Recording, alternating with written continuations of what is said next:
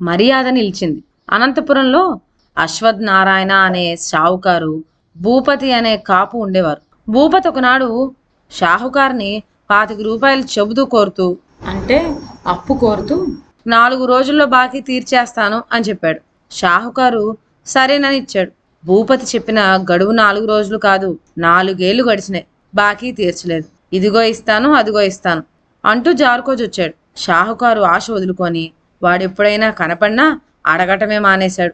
మరికొంతకాలానికి ఒకనాడు షాహుకారు ఊళ్ళో ఎక్కడికో వెడుతూ ఉంటే టపా బంట్రోత్ ఎదురై టెలిగ్రామ్ అందించాడు. అంటే పోస్ట్ మ్యాన్ తక్షణం బయలుదేరి రావాల్సింది అని అతగాడి బావమరిది వాళ్ళ ఊరి నుంచి ఇచ్చిన ఉత్తరం అది. సరిగ్గా అదే సమయాన అనంతపురం నుంచి ఆ గ్రామానికి వెళ్లే బస్సు కూడా వచ్చి నిలిచింది. అది తప్పితే మళ్ళీ బస్సు లేదు. జేబులో చూసుకుంటే 1 రూపాయి కొంత చిల్లరా ఉంది. బస్సు ఛార్జీ మటుకు చాలు, వెళ్లేది అత్తగారింటికే గనుక ఇబ్బంది ఉండదు అనుకొని అతడు ధైర్యం చేసి ఎక్కేశాడు. చిత్రం, ఆ బస్సులోనే భూపతి కూడా ఉన్నాడు. ఎక్కడికంటే ఎక్కడికి అని ప్రశ్నించుకున్నారు వాళ్ళిద్దరు. భూపతి యథాప్రకారం మీ సొమ్ముకి భయం లేదు, నమ్మండి ఇచ్చేస్తాను అన్నాడు. అందుకు షాహుకారు ఎప్పుడో కాదు, ఏముంటే అది ఇప్పుడే అయ్యి, నేను తలవని తలంపుగా బస్సు ఎక్కి వెళ్తున్నాను, చిల్లర కొద్దిగానే ఉంది అన్నాడు.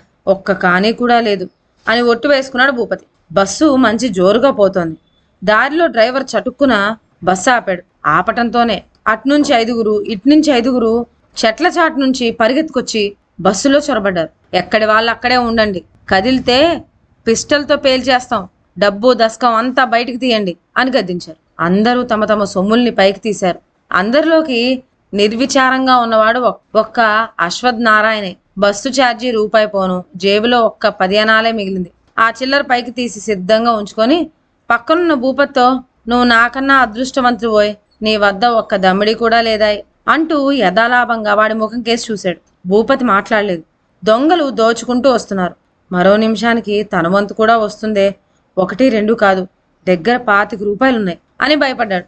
ఏం తోచిందో గాని చటుక్కున బొడ్డు కొంగులో ఉన్న 5 రూపాయల నోట్లు 5 తీసి షాహుకారు చేతిలో పెట్టి, లెక్క చూసుకోండి, మీకు ఇవ్వాల్సిన బాకీ 25 ఇచ్చేశాను, రుణం తీరిపోయింది అన్నాడు. నిర్ఘాంతపోయాడు షాహుకారు. తన 10 అనాలతో పాటు ఆ 25 రూపాయలు కూడా చేర్చి దొంగలు తన దగ్గర రావటంతోనే ఇచ్చేశాడు మన అశ్వత్థ నారాయణ. అందరినీ దోచుకోవడం అయింది, ఒక్క భూపతే మిగిలాడు. నా దగ్గర కానీ కూడా లేదు అన్నాడు ధైర్యంగా.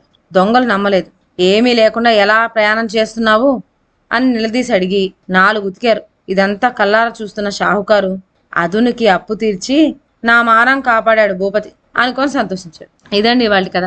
మరొక మంచి కథతో నెక్స్ట్ వీడియోలో కలుద్దాం. అంతవరకు సెలవు. నా ఛానల్లోని కథలు మీకు నచ్చినట్లయితే నా ఛానల్ను లైక్ చేసి సబ్స్క్రైబ్ చేయండి. షేర్ చేయటం మర్చిపోవద్దు. కొత్త కథల నోటిఫికేషన్ కోసం బెల్ ఐకాన్ ప్రెస్ చేయండి. Thank you.